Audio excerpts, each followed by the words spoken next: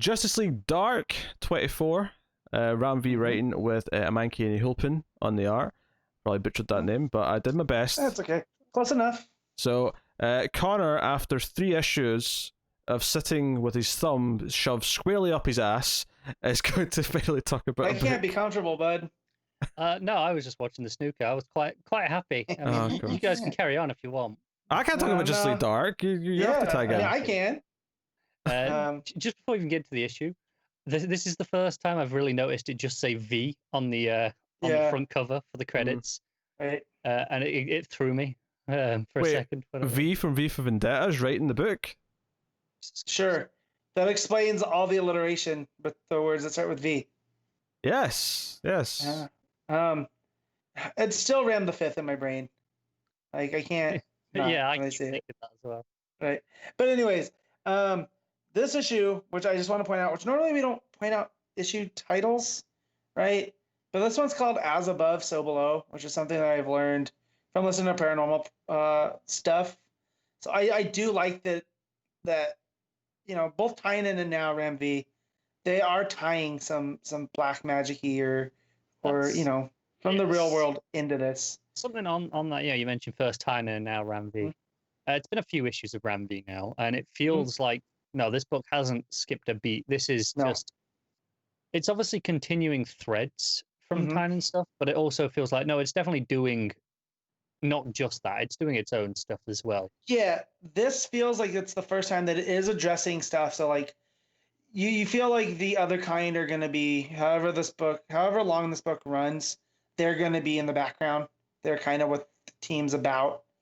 But this was the first issue where it felt like Ram V's taking his own threads and the stuff that he wanted to focus on versus trying to tie up some of Tynan's stuff.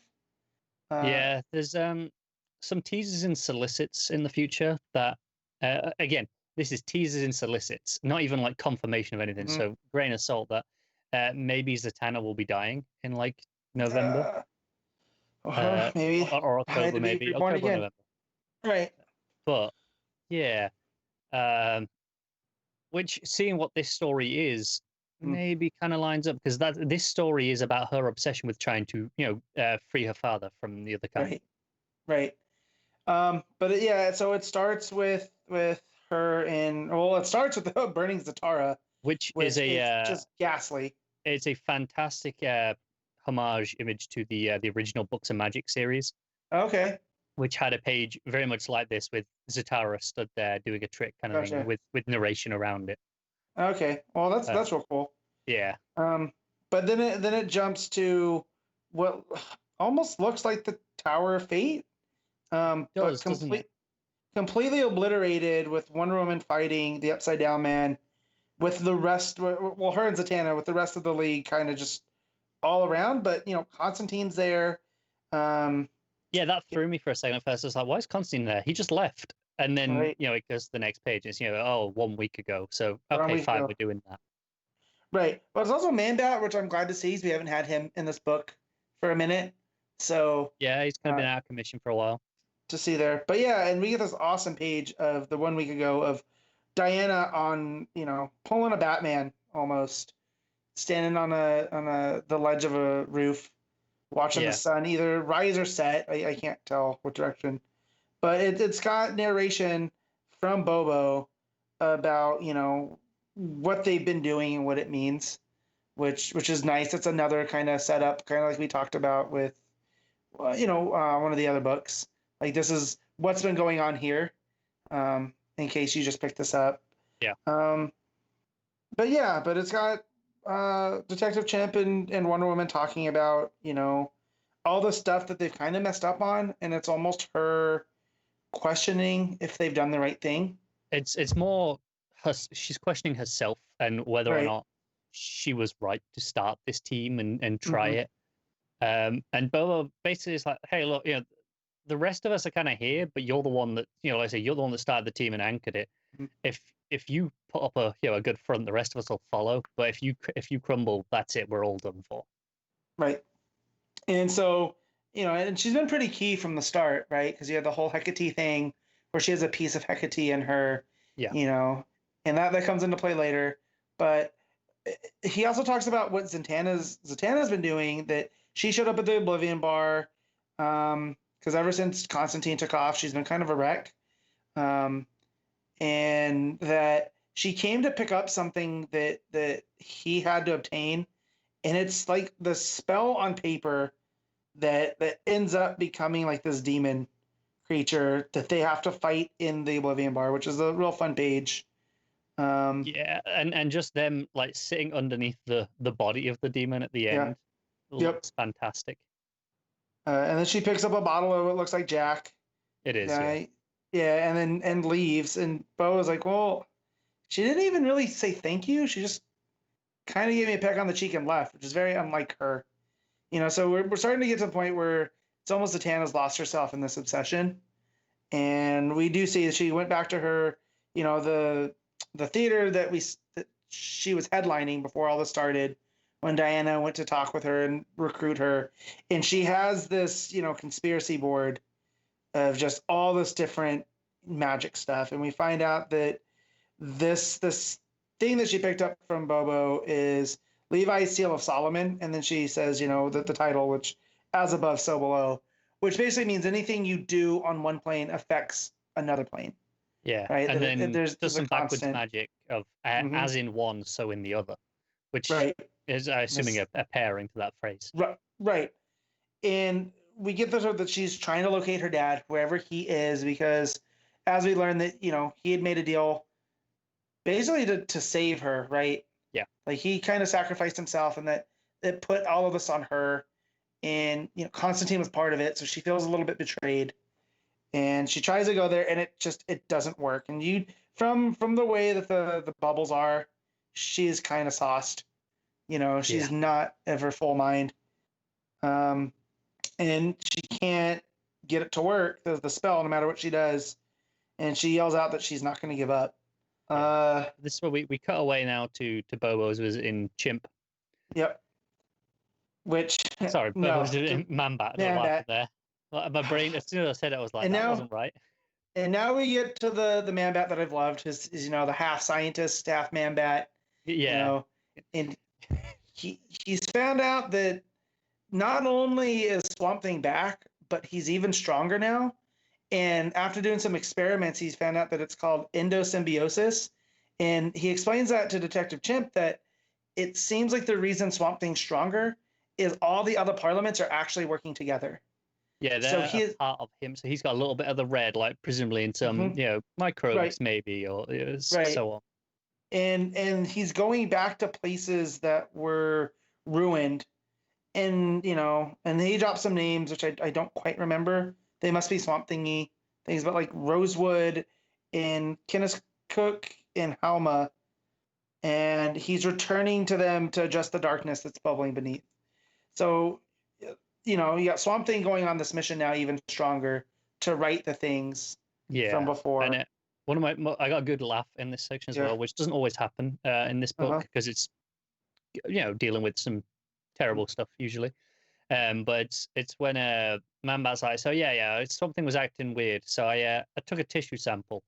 Yeah. And Bo was like, you did what? He goes, yeah. My unethical and obsessive pursuit of science is an unhealthy coping mechanism. Judge me later. Yeah, you judge me later. But look, this is what I found. Yeah. So that was a lot of fun. And then we get some more of Khalid and what looks like the old Fate. Yeah, it's Kent. Kent Nelson is leaving because he's like, you're Fate now. I'm done. That helm is a prison as much for you as it is for Naboo. And I need to go make right for a lot of the stuff. But he gives him a hug on the way out because he's like, well, what if I need you? And he's like, you won't, essentially. Yeah. You'll be fine, I promise. So I do like that now we're going forward with Khalid. And it seems like that's a Ram V thing, which I do like because I'm not a Fate guy like you are. Yeah. But the fact that this is a character that should be a legacy at this point, he's kind of been a legacy before. So we're getting to that. I really like this whole bit from Kent though, where he talks about, you spend so much time as Fate understanding how everything works that it kind of loses the wonder of it, even though you're doing literal magic. you lose the wonder of the universe because of you're so aware of all the minutiae. Right. And he wants to just kind of get that feeling back and not know everything at once. Right. And yeah, and so that's what he says. Some answers, my boy, are best left to fate. And it's a really good image with them embracing in the reflection On of the the helmet. helm. Yeah, it's a great panel. Yeah. And then it cuts back to Diana and Detective Chimp, and they're talking about what they need to do to help Zatanna. And Diana agrees. So they show up, and Diana says that the reason she can't go there is because the Upside Down Man and Hecate are reflections of each other. You need a piece of that to be able to go to that realm. But she happens to have that piece in her, so she'll help. And it makes sense dealing with Hecate, do things in threes. Yep. That's kind of the magic number, as it were. Right. And so they open up a portal, and Zatanna and Diana. That's a fun rhyme to do that I haven't hit till now. But Detective Chimp pulls out a slip out of his jacket. Yeah, because they basically tell him to stay behind, and hey, you'll guard the fort with Man-Bat. You'll be the last line of defense. Right. And so the note from Constantine says, if you ever find yourself a patron short at the bar, here's how you can find me. So Constantine gone, but not really. He did his play. If he was ever going to come back, it was going to be to help Zatanna. Right, for something that he helped cause with Zatara. Right. Yeah. And they end up going into this other realm, which now looks like Fate. This is where they were at in the beginning, so it's not the Tower of Fate. No, but it looks like it with all the towers and the stairways and stuff. And Zatanna can see someone coming ahead, and it's burning Zatara. Let me get it to be continued. Seemingly. Seemingly. Yes. Well, remains to be seen if it's actually him or not. Which is that ghastly image. Yeah. Of him. But yeah, no, it's really, really, really, really solid. It's like, and I sound like a broken record, but it's like this and Hawkman have been routinely consistent with every month. This is very much the issue between arcs. Okay, so we finished off the last big thing. Mm-hmm. We're kind of setting up where we're going now. We're doing the other place. We're doing Zatara and stuff with Zatanna. But we're taking aside a little break with the Fates and going, okay, this is where we're going with that forward. We get a little bit with Man-Bat and Swamp Thing kind of going, okay, that's where that's going forward. Mm-hmm. And it is very much kind of just establishing those things for now. But I'm really excited to get to those things. And this was definitely still really enjoyable to read. Yeah. Thoroughly enjoyed this one issue. But again, it's the issues that take time in between to take a breath, reset. And, we just got done dealing with the Parliament, and, we're not done with that because he put in here, about the endosymbiosis. Yeah, and that seems to be something that Ranvi's particularly interested in, because given where his first brush with this was the Swamp Thing stuff. Right. Yeah, it seems to be his kind of key desire to tackle right now. So I'm excited to see what this is going. But yeah, this is one of the books I always look forward to. So, and to see that it's maintaining the quality, because anytime you have a big change like this, where it's just him now, Yeah, and I know he's been teasing on Twitter and stuff that the actual lineup of the team might be changing in coming months.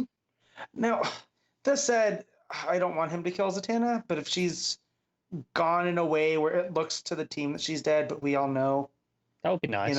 In one of these, that's fine by me. We can get some more characters, but don't leave Z alone, man. Yeah, I mean, Killer. Just one of my favorites. Killer. No. I'm all for having a bit of a rotating cast, kind of bring in some other members. Because Swamp Thing's kind of been in and out since the start of the run. So I'm okay with us kind of, we need someone more dependable on the regular. Well, I'm like, the magic side of DC is one that's blind to me. So the fact if I can learn about more of these characters, then I do like that. Let's start with getting Jason blooded.